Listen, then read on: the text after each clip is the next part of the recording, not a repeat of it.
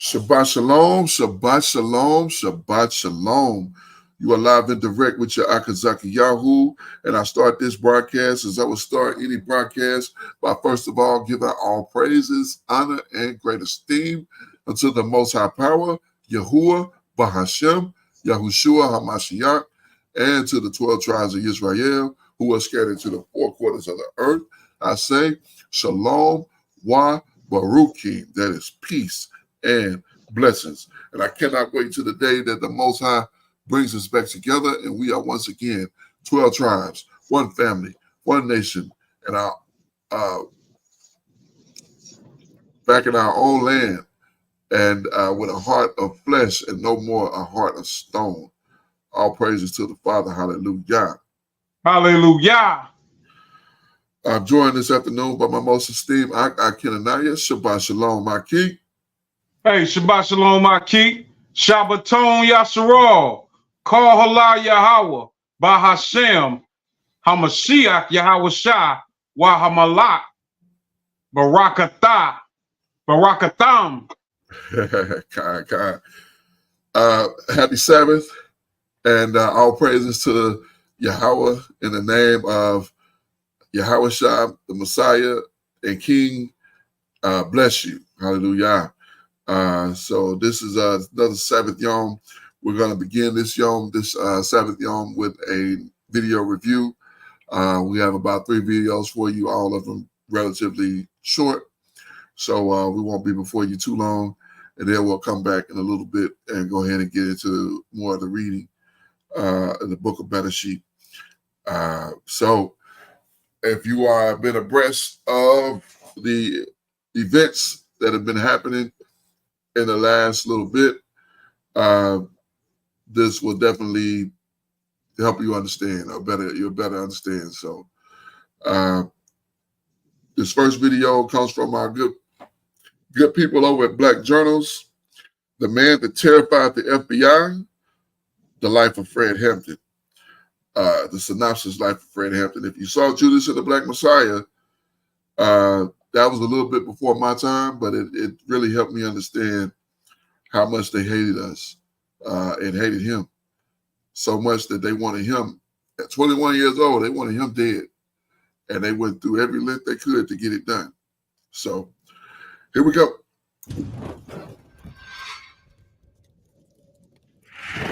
We might not be back. I might be in jail. I might be anywhere. But when I leave, you can remember I said with the last words on my lips that I am a revolutionary.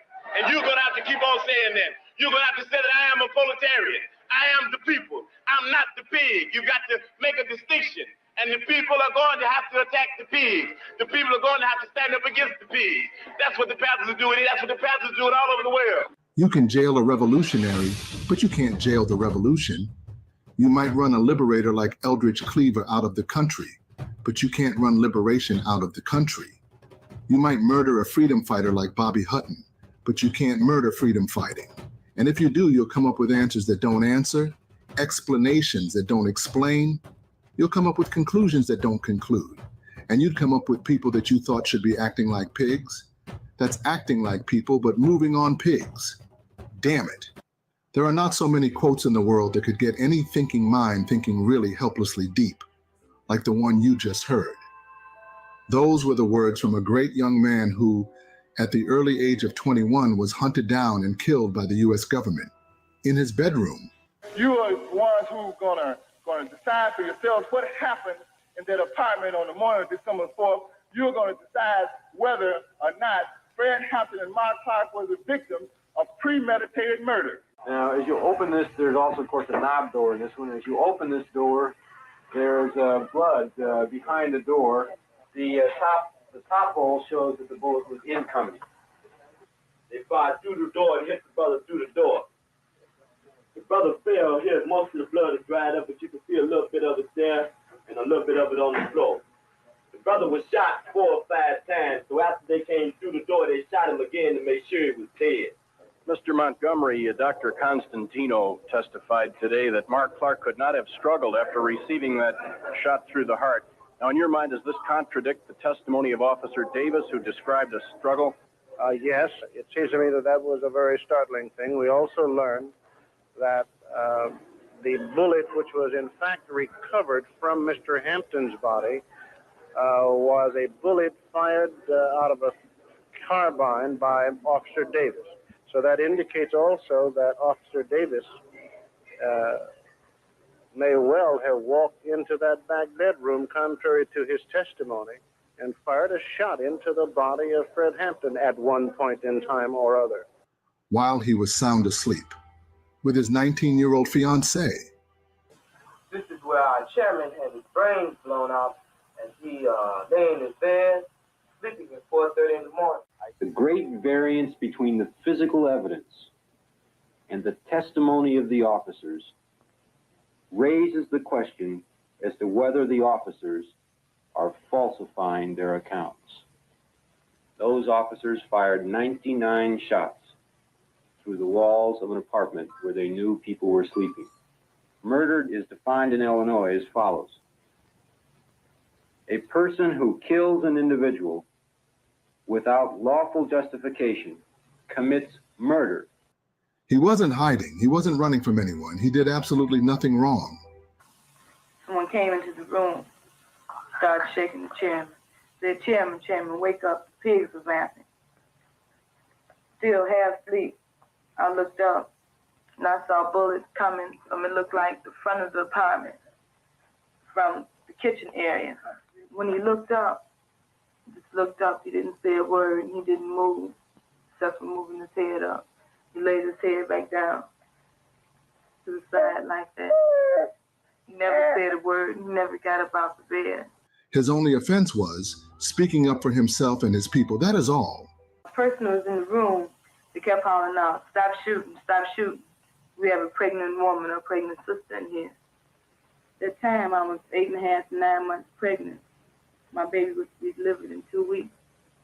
Pigs kept on shooting. First thing I remember when I woke up was a knock on the door, and it was only a matter of seconds. In fact, I'd say it was less than 5 seconds that I heard, shots. Now, the thing that struck me was that I not only heard shots, but I can see plaster coming out of the walls in my room. So I knew the bullets were coming through the room that I was in.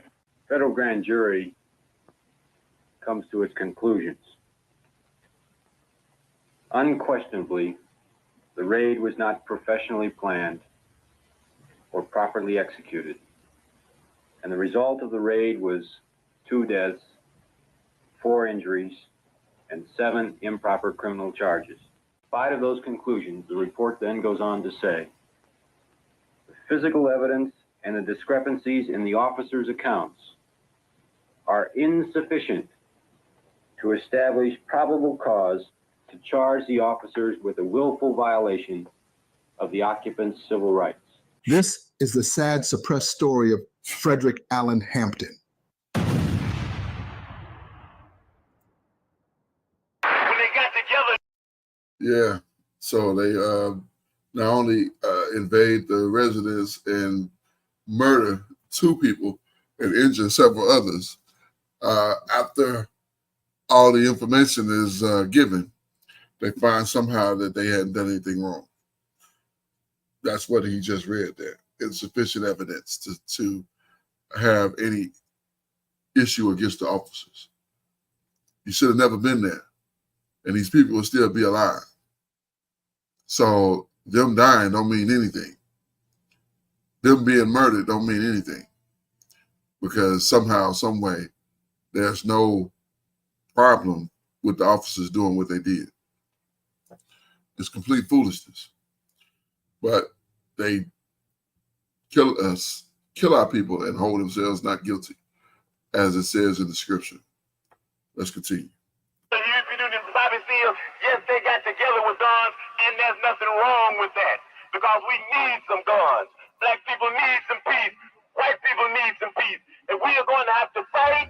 We're going to have to struggle. We're going to have to struggle relentlessly to bring about some peace, because the people that we're asking for peace, they're a bunch of megalomaniac warmongers, and they don't even understand what peace means. We've got to beat me.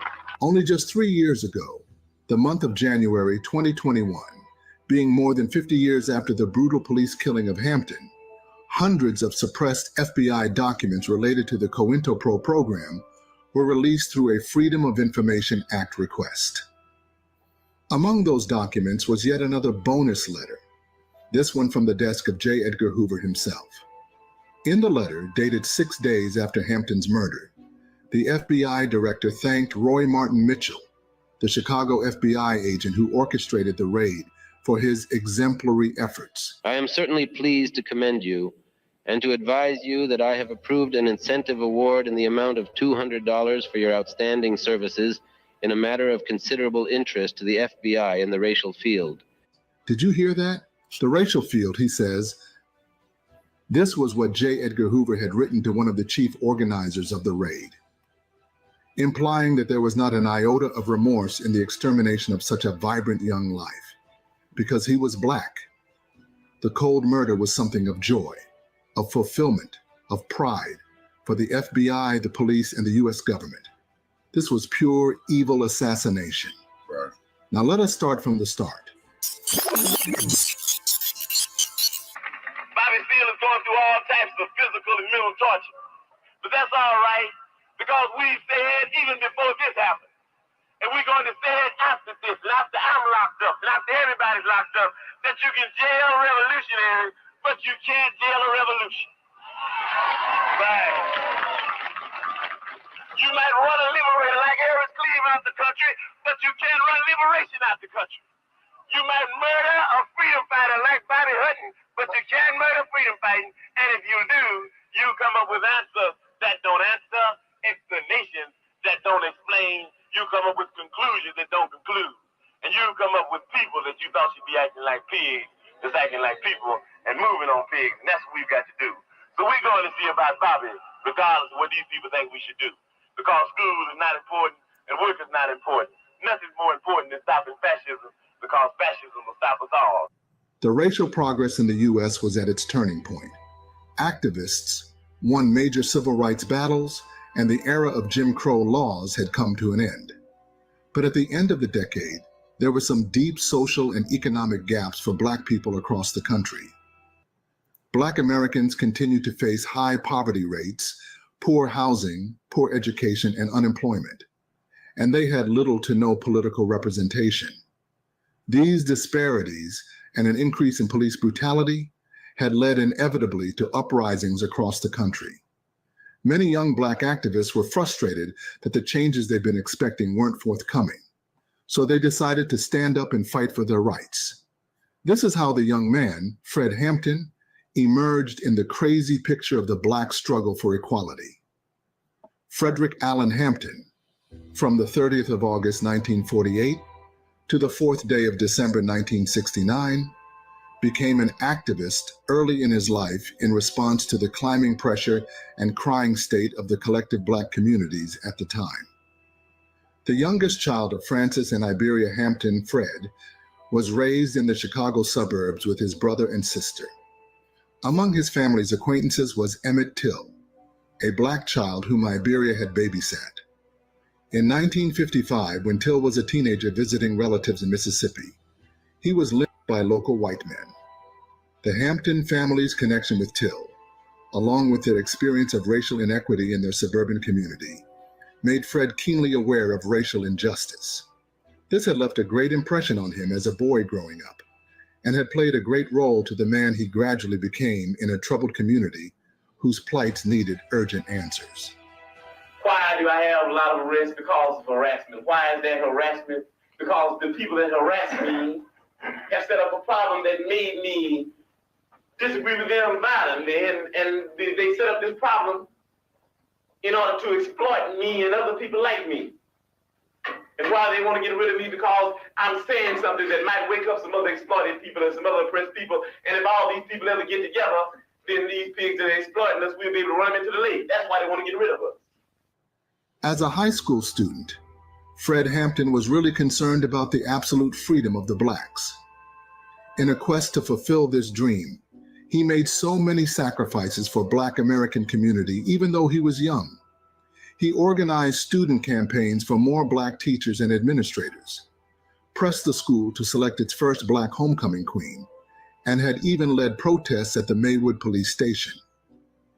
In addition to his portfolio, Hampton had organized trips for local Black children to the nearest racially mixed public pool, but it was about 5 miles, that is 8 kilometers away. At one particular rally, when store windows were broken and a shed set ablaze, protesters clashed with the local police. Who was responsible for the damage remains unclear, but Hampton and 17 others were at this point charged with disorderly conduct and mob action. That notwithstanding, the rallies eventually accomplished their goal. A goal for an integrated pool for Maywood, which was later approved, and the village board named the site the Fred Hampton Family Aquatic Center. This is to say, in the least, how passionately devoted Hampton was in the struggle for the betterment of the Black communities in the United States. In 1966, Hampton, by then a junior college student, was recruited to join the West Suburban National Association for the Advancement of Colored People, NAACP chapter, and eventually led the branch's youth council. After experiencing a series of negative, occasionally violent interactions with the police at rallies and demonstrations, he was frustrated with both the NAACP and the civil rights movement at large. So he parted ways with the by-the-book NAACP and before long joined the Black Panther Party as one of the Illinois chapter's original members. The Black Panther Party, founded 2 years earlier in Oakland, California by Huey P. Newton and Bobby Seale, had originally been intended to organize patrols of Black neighborhoods and protect residents from police brutality. Shortly, it evolved into a Marxist revolutionary group whose main aim was to pay reparations to African Americans for the centuries of exploitation they had endured, for exempting African Americans from the military draft, and for harming African American communities. Hampton had attained prominence in his late teens and very early 20s in Chicago as deputy chairman of the National Black Panther Party and chair of the Illinois chapter. His charisma and distinct quality as a promising leader was undeniable. On joining the Black Panther Party in 1967, Hampton had worked wholeheartedly for the group, devoting his time, resources, and energy to it. The group, seeing his zealousness, would not hesitate in making him the prominent leader and deputy chairman of the Chicago, Illinois chapter of the Black Panther Party. His enthusiastic sacrifices paved the way for the group's development. There had been so many known instances where Hampton portrayed his undying love for his fellow Black Americans. Some good examples include when he organized food pantries, educational programs, and recreational outlets for impoverished children, and how he also helped in bringing about a peaceful coexistence among the city's rival street gangs. Hampton considered fascism the greatest threat, saying that nothing is more important than stopping fascism because fascism will stop us all. As time went on, the Black Panther Party had begun gaining some reputation down to the very grassroots of American society due to its active and welcome social endeavors. As a reason, the group had begun posing some serious concerns to the U.S. government. According to J. Edgar Hoover, director of the FBI then, the Black Panthers were the greatest threat to the internal security of the country. And how so? Just nothing but that undying rabid hate in a white man's soul to see the Black man rise above slavery and oppression. No sooner had the Chicago Black Panthers begun than the FBI took to monitoring their activity. Hampton was a possible suspect for what Hoover considered the threat of an emerging messiah, a leader who could unify and electrify the militant Black nationalist movement. Malcolm X, prior to his assassination, Martin Luther King Jr., Stokely Carmichael, and Elijah Muhammad had also been among those targeted as possible agitators. The FBI had been present at the scene of the Chicago Black Panthers Foundation too, in the person of informant William O'Neill, an African-American teenager who a few months earlier had stolen a car, driven it under the influence of alcohol, and crashed it. In exchange for dropping the resulting charges against him, O'Neill, who had been appointed as the Illinois chapter security director, provided the FBI with reports on Panther meetings, members' access to weapons, and the floor plans of their homes, with a special focus on Fred Hampton. In other words, they had compromised one of his own, a fellow black man, to snitch on him, and the Judas had fallen for it to save his own head.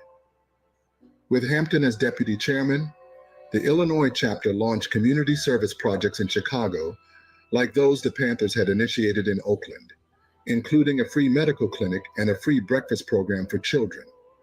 Although the latter served as the inspiration for the USDA's expansion of its own free breakfast program and the creation of the National School Breakfast Program that was later authorized in 1975, Hoover had maliciously said that the inspiration came from the wrong source and would try all means mischievous to make it look so. They began to make life miserable for Fred Hampton and the Black Panthers. And we got around 9 people still locked up in jail. We have 2 people still locked up in jail from a July 30th shootout we had with the pigs. And we have around 4 or 5 more still locked up from the last ambush at the office on a week ago Saturday, I think. And these people are people that work hard for the party here in Chicago. And the main thing that we believe caused the vamp on the office leads right back to what you were talking about, the chairman being in Chicago. You know, people came into the office and piled up the supplies for the health clinic and burned it in the middle of the floor. This showed some type of megalomaniac tendencies that these people have because they're obsessed and they're crazy with power. They came into there and then they ripped the brothers out of the office and then beat them brutally when they got them outside the office. The brothers did not shoot at them like they claimed they did. They said that somebody in the block was sniping and these drunkard bastards went up in the office and burned the whole office down because some people were shooting at them. The main issue is that the chairman's down there at the federal building and the chairman's being tried illegally because the chairman is not a criminal. As a matter of fact, he's just the opposite of a criminal. He's just as far from being a criminal as that judge is from being a teenager because he's the father of our Breakfast with Children program. He's the father of our free health clinic. And this is not, if this is criminal, then we all want to be criminal. If it's criminal to feed children that are hungry, if it's criminal to start a program that says that the only prerequisite that people have to have to involve themselves in this program is to be hungry, then we're going to continue to be criminal. If it's criminal to say that the only prerequisite that people have to have when they want free medical aid is that they be sick, then we intend to continue to be criminal. In Richmond, Virginia, FBI agents had begun visiting houses, warning parents that the Panthers were using the breakfast to teach racial divisiveness. In San Francisco, California, a rumor had spread that the food was contaminated by venereal disease. A former Panther claimed that the night before the Chicago Free Breakfast program was supposed to begin, the Chicago police had broken into the church where the Panthers stored the food, and they'd mashed up all the food and urinated on them.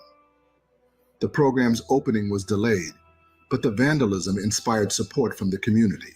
Hampton had used his talent as a communicator to create what he termed a rainbow coalition, an alliance of the Panthers with other groups organized around racial, ethnic, or ideological affiliation, bringing together groups that otherwise would have had almost no positive contact, including the Puerto Rican Young Lords Association, the Poor White Young Patriots Organization, and the Blackstone Ranger Street Gang. The Rainbow Coalition provided aid to low-income citizens by combining the member groups' varied resources. We got to face some facts, that the masses are poor, that the masses belong to what you call the lower class. And when I talk about the masses, I'm talking about the white masses, I'm talking about the black masses and the brown masses and the yellow masses too. We've got to face the fact that some people say you fight fire best with fire, but we say you put fire out best with water. We say you don't fight racism with racism. We're going to fight racism with solidarity. We say you don't fight capitalism with no black capitalism. You fight capitalism with socialism. These were Fred Hampton's words of solidarity, the philosophy behind his wit, which had turned him into a unifier of diverse skin colors, cultures, and peoples at that time. Fred had people doing push-ups in the morning, prepping food for the community, and giving people a purpose who never had one at 21 years old. As Fred's influence began to grow, so did the desperate desire of the U.S. government to destroy him and the Black Panthers even quicker. Hampton, along with other Panthers, had become identified as a radical threat by the Federal Bureau of Investigation. The FBI had begun disseminating false information about the groups Fred belonged to and placed a counterintelligence operative, also called COINTELPRO, on the local Panthers. A hearing on FBI misconduct uncovered documents containing directives to destroy the Panthers' Breakfast for Children program and to disrupt the distribution of the Black Panthers newspaper. In an attempt to bring down Hampton and the Black Panther Party, so many accusations were being leveled against him and the party. The U.S. government had begun using the media, which obviously was at their beck and call, as a weapon against them. They had begun spreading so much news through every available news vendors with all kinds of mind-troubling headlines like, Oakland policemen slain in gunfight with Negroes, armed Black Panthers invade state assembly chambers, Black Panther chief on trial for murder, Black Panther fight kills police officer, the gun-wearing Black Panthers, and so on. Fred Hampton was arrested on so many occasions, some of which included his arrest in 1969 with an old traffic warrant, a court order requiring a person's arrest and commanding their appearance before the judge. Later that year, he was also arrested and went on trial for stealing ice cream bars in the Chicago suburb of Maywood in 1968. Hampton and the other members of the Black Panthers Party tried convincing the court that he was innocent of the accusations, that it was all a setup, but after all said and done, he was convicted and sentenced to 2 to 5 years in prison. The tension between the Panthers and police also rose when 2 officers and a Black Panther were killed during a November 1969 shootout. A gun battle in which 18 were injured, 2 police officers and a 19-year-old Black Panther were killed. Authorities felt Hampton's role in the party linked him to the police deaths, though he was out of town when the confrontation took place. However, Fred survived the accusations, harsh treatment, COINTELPRO and governmental smear campaigns, but not the assassin's bullets. Early in the pre-dawn hours of December 4th, 1969, a People's Gas truck had pulled up in front of an apartment building at 2337 West Monroe Street in the west side of Chicago. 14 plainclothes Chicago police officers quietly filed out of the undercover truck, armed with pistols, a shotgun, a machine gun, and a detailed map of their target, an apartment occupied by leaders of the Chicago chapter of the Black Panther Party. The map clearly identified the bedroom of Fred Hampton, the 21-year-old chairman of the Chicago Black Panthers, who was asleep beside his 8-month pregnant fiancée, who was only 19. It was 4:30 a.m., and at such an hour of the day, the police had kicked down the front door and started shooting. Ballistics reports later showed that they fired more than 90 times, including machine gun rounds through exterior walls and windows. When the volley of bullets finally stopped, 4 of the young Black Panthers inside the apartment lay shot and critically wounded, and 2 had been killed. The first was Mark Clark, who reached for his own shotgun before taking a bullet through the heart. The second was Fred Hampton, gunned down in his bed. The police were acting under the orders of Edward Hanrahan, the Cook County State's attorney, who held a press conference claiming that his officers were surprise attacked by the Black Panthers as the police tried to execute a search warrant for illegal weapons in the apartment. The immediate violent criminal reaction of the occupants in shooting at announced police officers emphasizes the extreme viciousness of the Black Panther Party, said Hanrahan. But this was all just cold, unfeeling lies of devils in human form. While it didn't take long for Hanrahan's account to fall apart, it took more than a decade for the whole disturbing truth to come to light. Not only was the killing of Hampton and Clark a cold-blooded assassination of 2 militant Black activists, but documents later revealed it was coordinated by the FBI as part of a secret program to neutralize and destroy the Black Panther Party, which FBI Director J. Edgar Hoover privately called the greatest threat to the internal security of the country. And Jerry, Hampton's fiancée, had sadly stated that after the police removed her from the room, they said Hampton was barely alive. She then heard 2 more shots, followed by the words, "He's good and dead now." The next thing I remember was someone in our room shaking Chairman Fred, "Chairman, wake up." Wake up. You could smell the cordite from the gunshot. If you've ever been under gunfire, 5 minutes is 5 hours. To you, it seems like forever. The shooting started back again. Then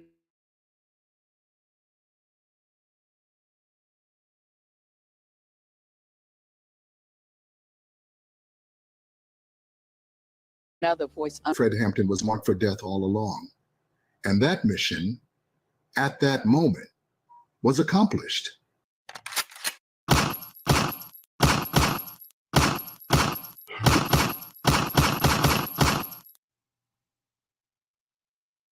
It must have been really gruesome, the pain Akua and Jerry, Fred Hampton's fiancée, had to go through. She was only 19, too tender for such a cruel, ungodly experience. In 1 minute, she was lying on the same bed with her fiancé, who was hale and hearty, and in another minute, he was gone to a path of no return, leaving behind their 8 months unborn child. One he may have only imagined but would never get to see his face again. William O'Neill, who at this point was Hampton's trusted friend and bodyguard, and was in charge of security on the night of Hampton's murder, was widely believed to have drugged Fred Hampton so as to ensure that he would not be able to defend himself. He had also provided the floor plan of Hampton's apartment to the FBI, which made it easy for the police to track his position. No illegal weapons were found during the raid, but the 7 Panthers who survived, 4 of whom were injured, were arrested for aggravated assault and attempted murder. What oppression in the world could be worse than that? As the apartment was not sealed off, the Black Panther Party subsequently offered tours of the scene. Though the police account was that they had been responding to gunfire, this story was debunked when what had been described by law enforcement as holes created by Panther bullets were shown to be actually nail heads. Charges against the Panthers who had survived the raid were dismissed in 1970 after a critical investigation on the case. In that same year, a federal grand jury investigation also found that police had fired 82 to 99 times, with only 1 shot coming from those in the apartment, which was in self-defense. Cook County State's Attorney Edward Hanrahan, who had directed the raid, was indicted for obstruction of justice in 1971, along with an assistant and 12 officers from the raid. However, no convictions resulted from any of these charges. Right. By 1972, Hanrahan was voted out of office. This was a harbinger of shifting Chicago politics, leading to the election of the first Black mayor of Chicago, Harold Washington, in 1983. That same year, a settlement was reached for the city of Chicago, Cook County, and the federal government to pay $1.85 million to survivors of the raid and to Hampton's and Clark's families, with a ruling that stated the government had conspired against the Black Panther Party and violated the civil rights of the plaintiffs. Really? Would this bring back the lost souls? Would this wipe out the scars that they put on the minds of the young ones? Will this money heal the ailing hearts of those parents whose kids has only been killed for nothing? How about the young women who have been turned into widows from very similar cases at a very young age? However, we are going to close this video with a heart-touching statement by Olga. Every time the economic system is challenged by poor people reclaiming what was stolen from them, it's met with brutal violence. From the diggers in England who had their life based on common land stolen from them, to striking miners, to striking workers in Detroit and Michigan, to poor Blacks in the South, from Fred Hampton, who was uniting across racial lines in Chicago, to MLK, who was creating a poor people's movement across racial lines, from indigenous people to Oka in Chiapas, Mexico, overseas like Cuba, which was the greatest victim of terrorist attack in history, to Vietnam, Laos, and Cambodia. The list goes on and on. The only way to stop this is solidarity and mobilization, and keep on fighting. Someday we will build a giant monument to Fred Hampton in Chicago, because eventually justice and humanity will win. 50 years after Hampton's tragic death, his words continue to speak to the lives of marginalized classes, races, and castes across countries who continue to be persecuted by the same institutionalized foot soldiers of racialized capitalism. That brings us to the end of yet another very touching video segment. Support our All right. Man, that was a deep video. That was a lot of deep information. The more I've learned about Fred Hampton, the more it makes me look at myself like, man, I need to do more. I need to do more.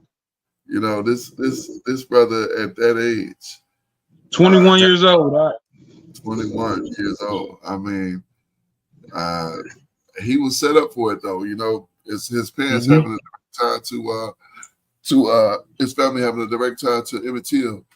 You know, and then that son he had, you know, Fred Hampton Jr., the chairman of the new Black Panther Party.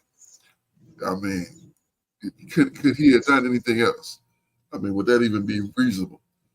Absolutely not. I mean, your father was murdered before you was ever born for this, and yeah, well, this is a phenomenal situation. You know, understanding Fred Hampton and all that he went through, all those arrests, all that harassment, all those situations, circumstances. If you saw that movie, or if you are familiar with those historical accounts, I mean, it's mind-boggling how a person can be harassed, how people can be harassed at that level. You know, I can walk out of my apartment, go get in my car, and drive wherever I want to, no problem. I can come home, get out of my car, come back in my apartment, no problem.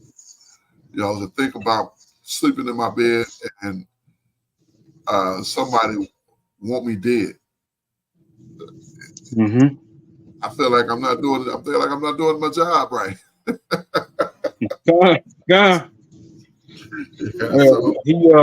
He was definitely a soldier. You know. Indeed. That's all I got. Go ahead. So yeah, it is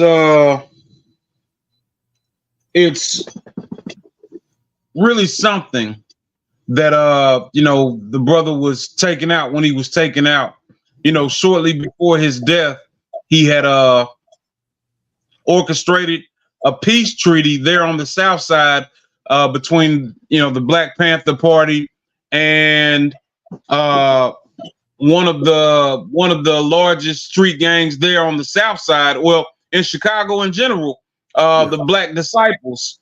He and David Barksdale had come together. So in the places where the disciples were, this was a place where the Black Panthers were able to recruit and also have diplomatic relationships with the community. I feel like the powers that be saw this and understood, because around this same time period, you know, they start killing our leaders and sending our what I would call military leaders to prison. You know, I would call Larry Hoover a military leader of the Black community. I would call Willie Lloyd a military leader. You know, leader of the Vice Lord. You know, I would call these men, you know, leaders. And you know, they were sent to prison and well, maybe not. Well, I don't know. Yeah, I think Willie Lloyd did go to prison, but you know, this is what was going on around that time period. To, you know, where we see our community so jacked up now, it's because of men like Fred Hampton being taken away. Taking away that leadership from us, and things just went completely awry. Because when brothers would stand up and say, "No, you can't do that. We don't do that over here. We don't do that." You know what I'm saying? When you take that away, now what you got? You got folly, you got mischief, you got foolishness, and it just continues and snowballs into a giant snowball, and that's what we're dealing with now. So, wow, amazing. I will say this: when it came to it really made me realize this quote that I found. I shared to my Facebook. It says, "A man who is not capable of being as cold and brutal as his enemy has prepared his own unalivenment, his own demise. So, you know, they went head to head with the police. That's not in reference to Fred Hampton. But they went head to head with the pigs, as he would call them, and they did everything they could to to keep that community safe. And that's phenomenal. It really made me go, man, am I doing enough? I can't be doing enough. I got to do more. Like, how is he able to feed all these people? Like, where did they get all this money from to do that? Like, I need to be doing that. We need to be doing that. We should need to be feeding people. We need to be feeding children and making sure that our people are well kept and cared for in the community. We get so consumed with going to work and working jobs and coming home and paying bills and going back to work and working more and then paying more bills, and like I feel like we've been set up. Uh-huh. I feel like we've been put in a place to where everything costs so much money that that's all that we can focus on, is how to earn this money to do this. Where back then you could get a grocery bag for like $1.25, or something like that. But I may be wrong with the math. But it was way different back then compared to now. Yeah. So, all right, we're gonna skip to the next video. This one tells us a little bit more about the suffering. This is why you see the Fred Hamptons and all the brothers that came under fire, the historical suffering of the Israelites. Fred Hampton, whether he knew it or not, was an Israelite. A lot of you watching these videos, whether you know it or not, you are Israelites. So let's get to it. Well, and it's funny that you say that, because a lot of what was going on in Chicago at the time of Fred Hampton, you had people becoming aware that were Israelites. The community in Dimona, they actually started in Chicago in the late 60s. Around the same time period, there was a gang on the South Side. They were affiliated with the Black Pea Stones, with Jeff Fort. But they were called the Israelite Stones. Oh, wow. Yeah. So, we've always kind of been, I ain't gonna say always, but it just kind of seems like we've been on this line with flirting with it for some time. And we can go all the way back to Nat Turner with that. You know what I mean? It's always kind of been like right there on the verge, but like now it's undeniable, and we see, man, the Abba's will is gonna be done. All praises to the Most High. We talk about going to break bread with another assembly local, and we're unsure if they're even preaching that they're Israelites, but what are they doing? They are coming back to the law, statute, and commandments of the Most High, which is prophecy. So all praise to the Most High. My heart stutters a little bit sometimes when I get to thinking about where we're at in history, and that I'm actually here around this time, so close to the return and the redemption of our people. I can't wait, Aki.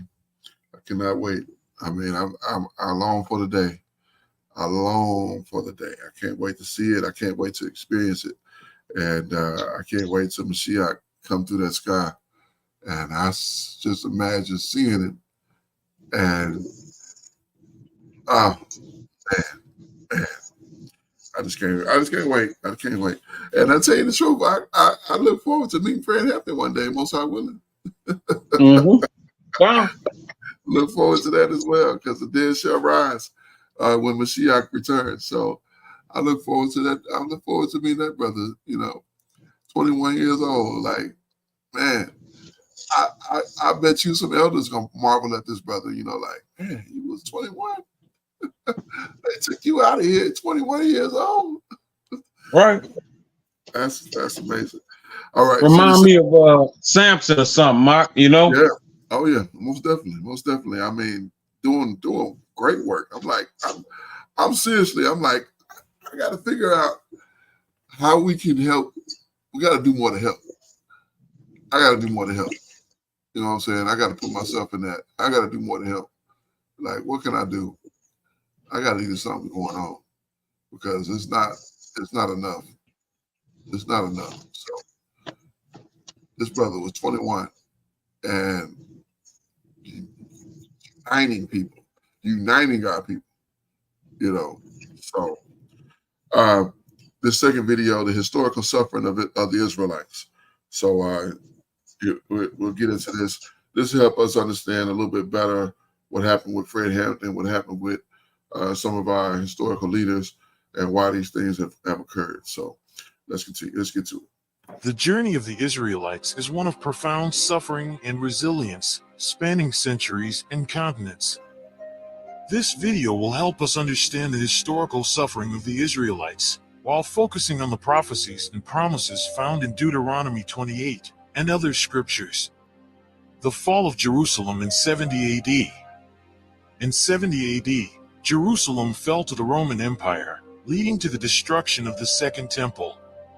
This catastrophic event forced many Israelites into exile, fulfilling the prophecy of dispersion among the nations. The historian Flavius Josephus documented the brutal siege and subsequent slaughter of thousands, marking the beginning of a prolonged period of suffering and displacement for the Israelites. Deuteronomy 28 verse 64. And Yahuwah shall scatter thee among all people, from the one end of the earth even unto the other, and that thou shalt serve other Elohims, which neither thou nor thy fathers have known, even wood and stone. This verse predicts the scattering of the Israelites across the globe and their exposure to foreign religions and cultures, a fate that began with the fall of Jerusalem. The Spanish Inquisition. Fast forward to the late 15th century, where the Spanish Inquisition targeted the Israelites. This period was marked by intense persecution, forced conversions, and executions. Many Israelites were tortured and burned at the stake, while others were expelled from Spain in 1492. This dark chapter in history reflects the curses described in Deuteronomy 28 verse 64. Enslavement in Portugal. Following the expulsion from Spain, many Israelites were sent to Portugal, only to face further persecution. In 1497, King Manuel I of Portugal ordered the forced conversion of Israelites and the enslavement of those who resisted. Families were torn apart, and countless Israelites were shipped to colonies in Africa and the Americas. Deuteronomy 28 verse 68. And Yahuwah shall bring thee into Egypt again with ships, by the way whereof I spake unto thee. Thou shalt see it no more again, and there ye shall be sold unto your enemies for bondmen and bondwomen, and no man shall buy you.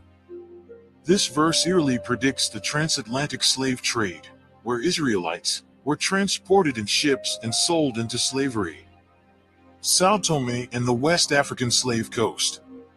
As the Portuguese expanded their colonial empire, many Israelites were transported to Sao Tome, where they endured harsh conditions and brutal treatment.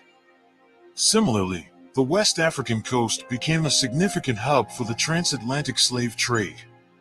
Israelites were captured, sold, and shipped across the Atlantic to work on plantations under inhumane conditions. The Caribbean and America. The journey of suffering continued in the Caribbean and America, where enslaved Israelites faced grueling labor, oppressive laws, and severe punishments. The islands of the Caribbean, such as Jamaica, Haiti, and Barbados, saw the establishment of brutal plantation economies reliant on slave labor. In America, the story was no different, with slaves enduring unimaginable hardships on plantations throughout the southern states. Deuteronomy 28 verse 15.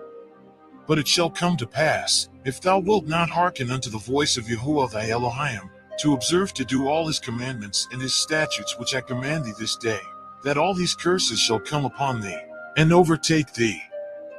This verse sets the stage for the detailed curses that would befall the Israelites for their disobedience, including their suffering in the Caribbean and America. Shipped around the world. The dispersion of the Israelites led to their presence through the four corners of the world. This includes Europe, the Middle East, and Asia. Everywhere they went, they faced discrimination, persecution, and marginalization. With all of these challenges, the Israelites lost their faith, language, cultural identity, and their land. Deuteronomy 28 verse 37. And thou shalt become an astonishment, a proverb, and a byword, among all nations whither Yahuwah shall lead thee. This verse captures the global spread and often marginalized status of the Israelites throughout history. Jacob's trouble. The term Jacob's trouble refers to a period of great distress and suffering that the Israelites would endure in the last days, as prophesied in the Bible.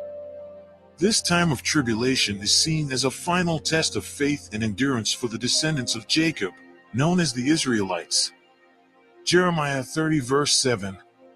Alas! For that day is great, so that none is like it. It is even the time of Jacob's trouble, but he shall be saved out of it.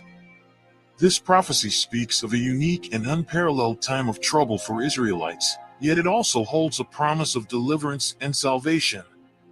Suffering in modern-day events. Throughout history, the theme of suffering has been a poignant reminder of the trials and tribulations faced by many. In the scriptures, the Israelites endured immense hardship and suffering, often as a result of their disobedience and as a test of their faith. Similarly, Yahushua, the Messiah, experienced profound suffering during his time on earth, culminating in his crucifixion. These historical accounts provide valuable insights and lessons for us today. Yahushua, the Messiah, endured immense suffering during his time on earth. His crucifixion stands as the ultimate symbol of sacrifice and redemption. Betrayed, mocked, and subjected to excruciating pain, Yahushua's suffering was foretold by prophets and serves as a profound example of enduring faith and purpose. His willingness to bear such suffering underscores the depth of his love and the significance of his mission to redeem humanity. Isaiah 53 verses 3-5. He is despised and rejected of men, a man of sorrows, and acquainted with grief. But he was wounded for our transgressions. He was bruised for our iniquities. The chastisement of our peace was upon him, and with his stripes we are healed. John 15 verse 18 says this: If the world hates you, ye know that it hated me before it hated you. Galatians 3 verse 13 says this: The Messiah has redeemed us from the curse of the law, being made a curse for us, for it is written, Cursed is every one that hangeth on a tree. The historic case of Emmett Till, the modern-day lynchings of Alton Sterling, George Floyd, Breonna Taylor, Stephon Clark, Trayvon Martin, Freddie Gray, Eric Garner, Michael Brown, Tamir Rice, and Sonia Massey have each highlighted the pervasive and tragic consequences of racial injustice. These events represent only a fraction of the trials and tribulations faced by the descendants of Israelites. Comparative analysis. When we look at the historical suffering of the Israelites, we see common themes of injustice and endurance. The Israelites' resilience in the face of oppression can be seen as the strength and resolve of those who follow in Yahushua's footsteps and are willing to give up the things of this world. Significant events in the history of descendants of the ancient Israelites. The history of the descendants of the Israelites, now renamed Negroes and Africans, they arrived in the Caribbean and the Americas, marking significant and often tragic events. Here are some key moments that highlight their suffering and resilience. Arrival of the first ships. The arrival of Christopher Columbus and subsequent European colonizers marked the beginning of the transatlantic slave trade. They were brought to the Caribbean to work on sugar, tobacco, and cotton plantations. Establishment of slavery. 16th to 19th century. The transatlantic slave trade transported approximately 10 to 15 million Africans to the Americas. This is the recorded number. It does not include unregistered trading of ships that crossed the Atlantic. The Israelites endured brutal conditions on plantations, where they faced inhumane treatment, violence, and deprivation. Slave rebellions. 1733. St. John's Slave Rebellion enslaved Africans on the Danish colony of St. John revolted, seizing control of the island for several months. 1791 to 1804. Haitian Revolution, the most successful slave rebellion in history, led to the establishment of Haiti as the first independent black republic. Abolition of slavery. 1807. The British Parliament passed the Abolition of the Slave Trade Act. This ended the transatlantic slave trade within the British Empire. 1834. The Slavery Abolition Act freed all enslaved people in the British Empire, though they were required to serve a period of apprenticeship until 1838. 1865. The 13th Amendment to the United States Constitution abolished slavery in the United States. Post-emancipation struggles. 1887. The Morant Bay Rebellion in Jamaica highlighted the continued oppression and economic exploitation of freed slaves. 1898. The Wilmington Insurrection in North Carolina saw a violent overthrow of the local government by white supremacists, targeting the Israelite community. Civil Rights Movement. 1955. The murder of Emmett Till, a 14-year-old boy, galvanized the civil rights movement in the United States. 1960s, the civil rights movement, led by figures such as Martin Luther King Jr., aimed to end racial segregation and discrimination against Negroes, later renamed as African Americans, resulted in landmark legislation like the Civil Rights Act of 1964 and the Voting Rights Act of 1965. Recent events of police brutality.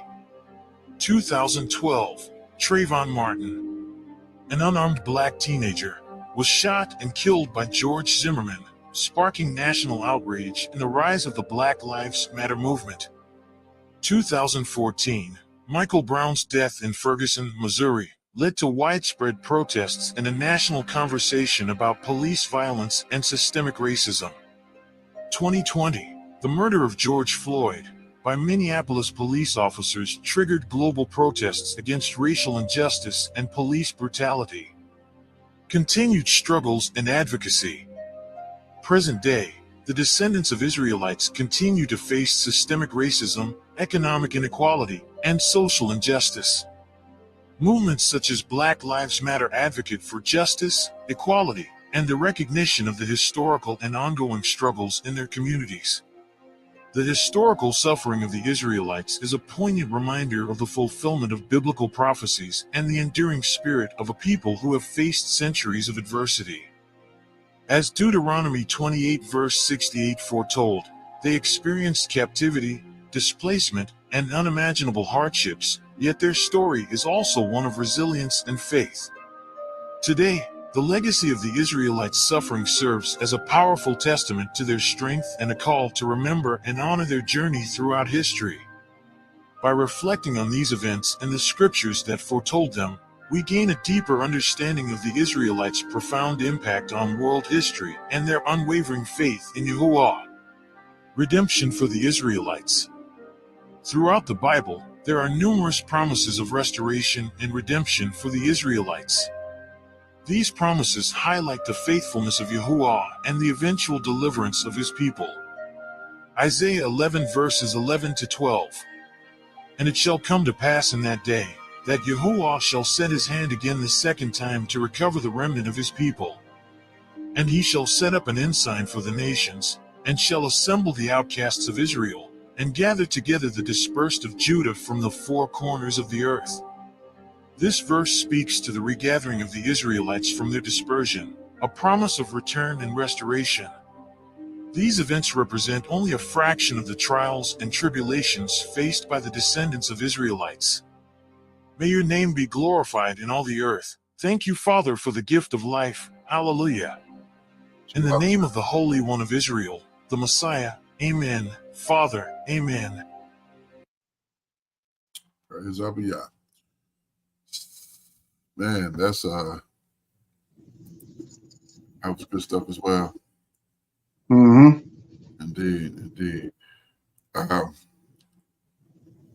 just getting familiar with this particular channel, but I don't think he's been around very long, probably about half a year. Just found him, and he uses steals and just kind of talks through. Good stuff, definitely good stuff. And interesting to see. We have another video from them we're going to review, but yeah, definitely drives home the point and gets directly to it. Doesn't waste a lot of time. So, thankful for that. Praise to the Abba. Go ahead, Ab. Con, I came across this video. I believe it was earlier this morning, and I was like, man, this would be something good to cover.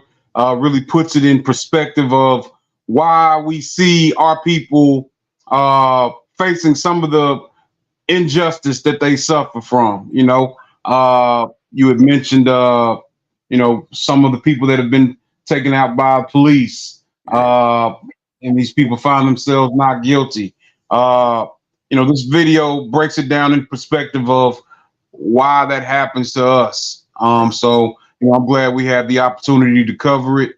Glad that this channel took the initiative of mentioning what's going on with our people.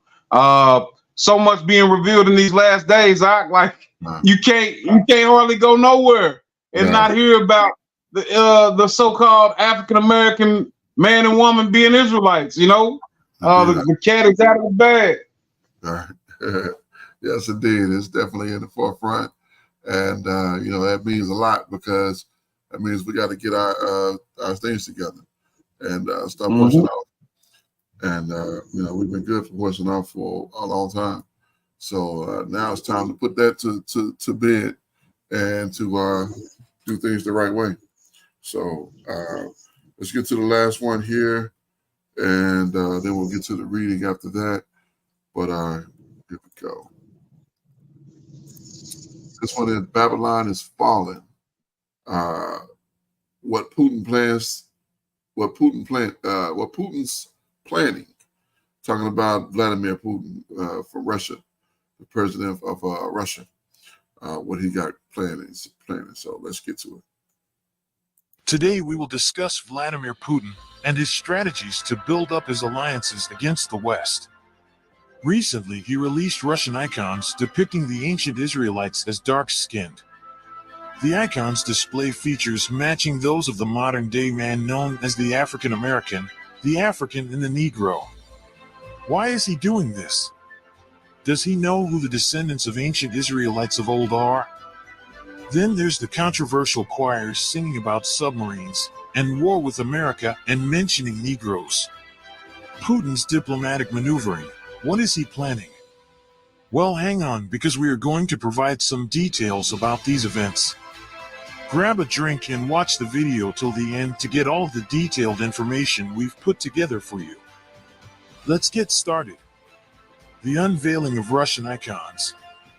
Vladimir Putin, the president of Russia, has long been associated with efforts to restore and promote Russian cultural and historical heritage.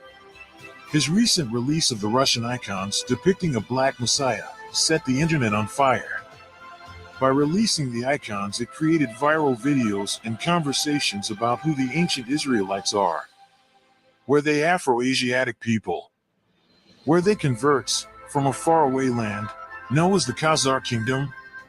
The internet is still buzzing about this with claims of debunking, yet the images really do speak for themselves. The release of these icons is part of a broader narrative of Russian nationalism that Putin has championed. By promoting historical and religious artifacts, he seeks to reinforce a sense of national pride and continuity, linking contemporary Russia with its historical roots. This strategy not only bolsters his domestic support, but also sends a message of cultural resilience to the international community. Later in the video, we will discuss more about Putin, Russia, and who has aligned themselves with them, so stay tuned. The controversial choir performance.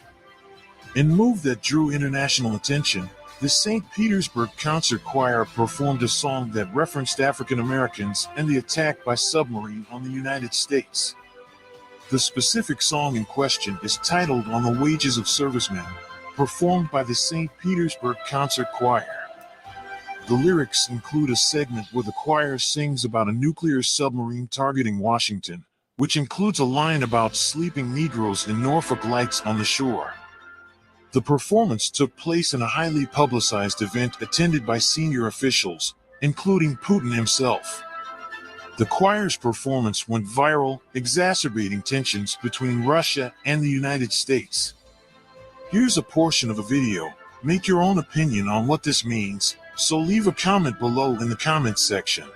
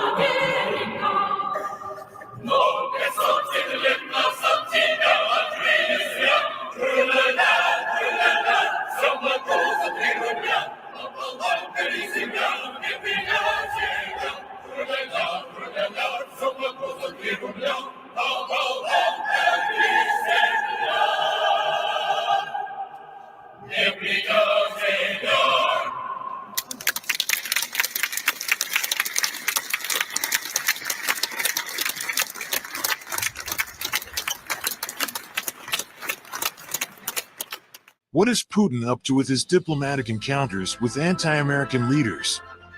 Engagement with North Korea. Russian President Vladimir Putin recently held a meeting with North Korean leader Kim Jong-un, which exemplifies his strategic alliances. Amid ongoing tensions between North Korea and the United States over nuclear disarmament, Putin's outreach to Kim has been viewed as an attempt to position Russia as a key player in East Asian geopolitics. One of the most significant and symbolic diplomatic engagements in recent years was the meeting between Vladimir Putin and Kim Jong-un.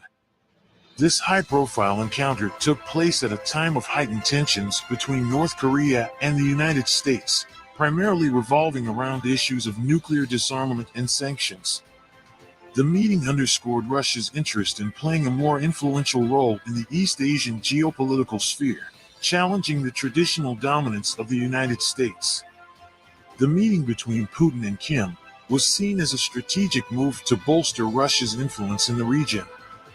By engaging directly with North Korea, Russia is positioning itself as a critical mediator and power broker in East Asia.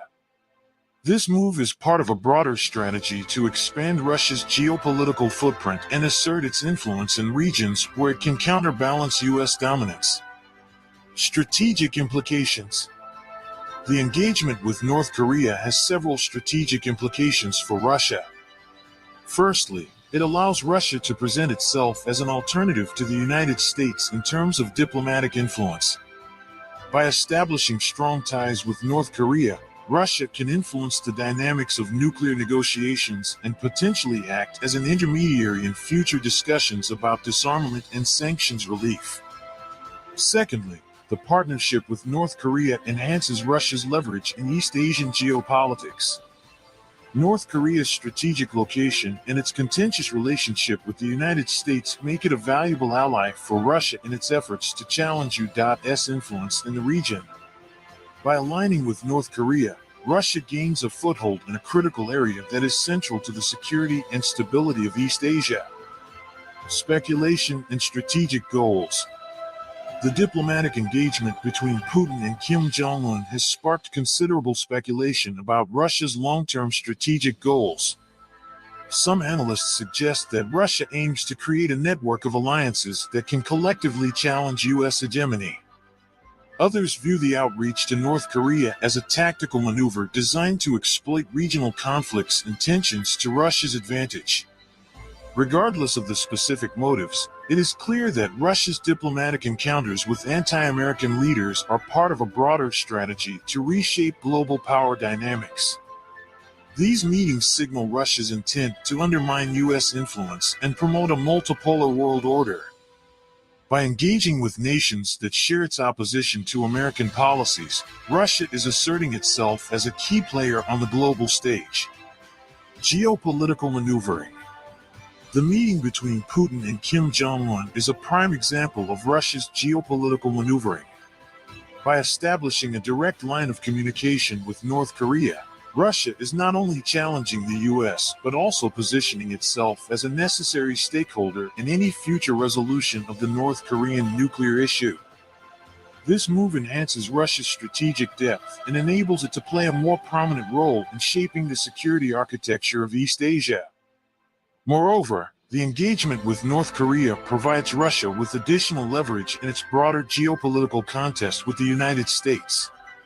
It allows Russia to exert pressure on the U.S. by supporting a state that is often at the center of international tensions. This strategic alignment also signals to other countries in the region that Russia is a viable partner capable of counterbalancing U.S. influence.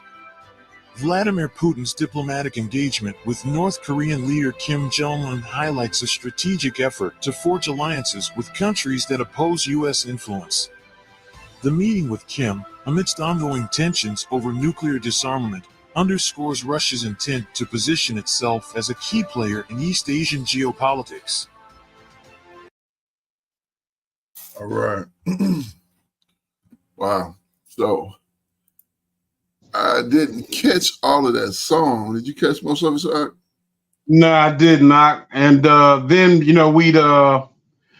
we would have to speak that language to really understand what they're saying. Yeah, it's got some subtitles in it that I was trying to keep up with, but here we run Today we will discuss. But who knows if those subtitles are accurate? Kind of.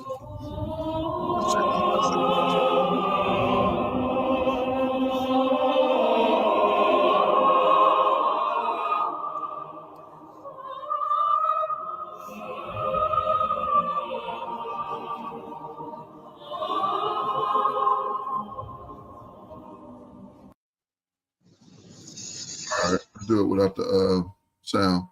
It says on a submarine with an atomic whatever and a dozen bombs of 100 megatons across the Atlantic and called on the gunner. Aim, I say, the city of Washington. True la la, true la la. I can do everything for three what? Hello, the new land, the enemy's land.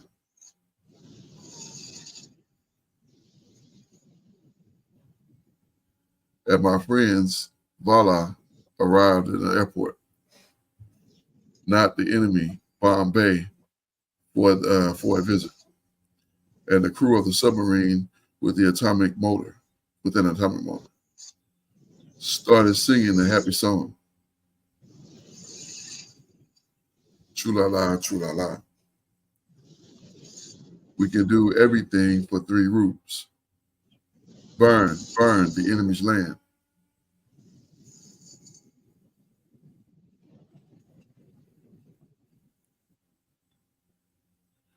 Shorelight in Norfolk are sleeping peacefully. Tri-Toys are sleeping. Negroes are sleeping. Tired Toys, my bad. Sorry, You say Negroes are sleeping? Yeah. Sorry, America, good America. But they made a mistake. Discovered you 500 years ago. True-la-la, true-la-la. I can do everything for 3 rupees. Burn the land into pieces, the enemy's land. I can do everything for 3 rubles. I don't know what that last word is. Burn the land into pieces, the enemy's land.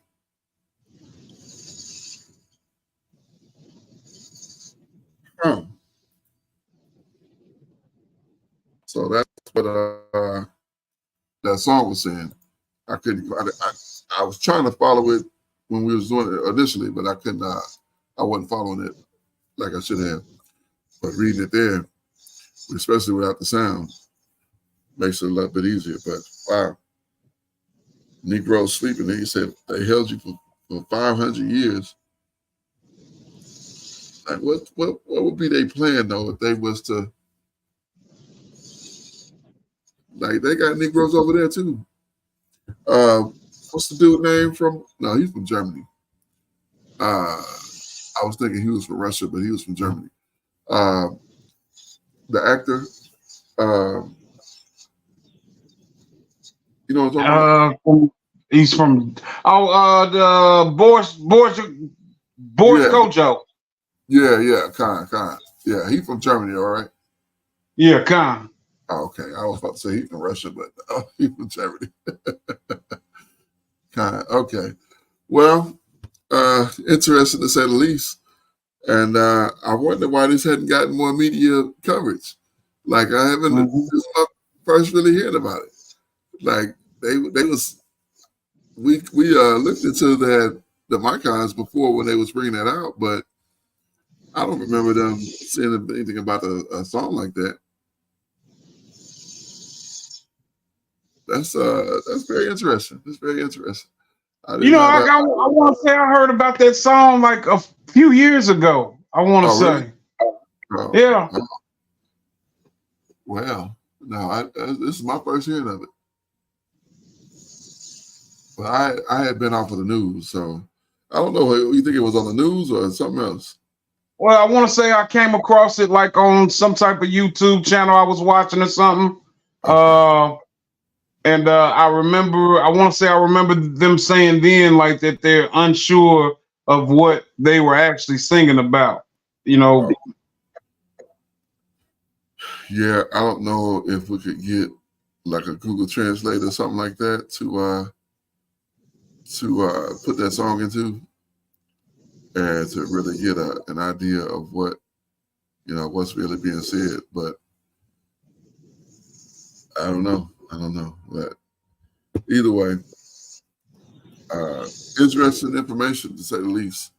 So yeah, I'll leave it at that, and we'll go forward from there. Go ahead, Art. Khan, before we went live today, we talked about, just current events, state of affairs, and it's a lot going on in the world, but it always is. And the Most High is the grand architect. He continues to have his way with this world and with the people thereon, So all praises to the Most High for all that he's done, all that he's doing, and all that he will do. Hallelujah. All praises, hallelujah, indeed. Yes, indeed. All right. Well, we're going to go ahead and close this one on out. It went a little bit longer than I thought it would. We had a minute 20, hour and 20 right now. So we'll close out with the book of Ecclesiastes, chapter number 12 and verse number 13. Let us hear the conclusion of the whole matter. Fear the Most High and keep his commandments, for this is the whole duty of man. It is so very important that we understand that in the conclusion of the whole matter, we are to fear the Most High and keep his commandments, because this is the whole duty of man.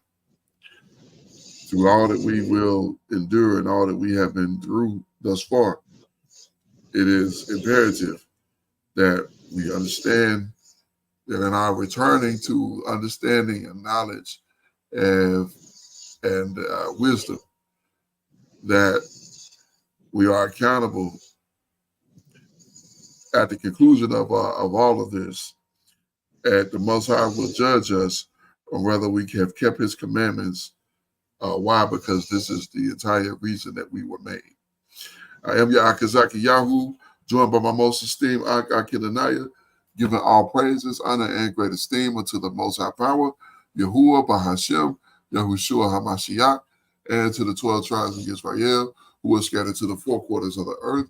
I say, Shalom, Wa, Baruchi, that is peace and blessings. And I cannot wait to the day that the Most High brings us back together, and we are once again 12 tribes, one family, one nation, under the Most High Power, under one covenant, and back in our own land with a heart of flesh and no more a heart of stone. Until that day, Shabbat Shalom, family. Shabbat Shalom, Mr. Paka. Praises to the Father. Hallelujah.